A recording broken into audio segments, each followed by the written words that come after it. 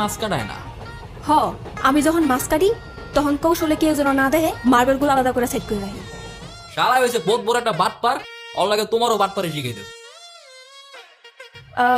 আইসা অহন তাইলে তুমি যাও, আমি তাইলে অহন বাড়ি যাই। তুমি তোমার দোকানে চলে যাও, আমার লাগে শুধু শুধু তোমার লোকসান হইব। আচ্ছা ঠিক আছে, যাও সাবধানে যাও, পারবা তো যাইতে? হ, ঠিক আছে, যাই তাইলে। যাও।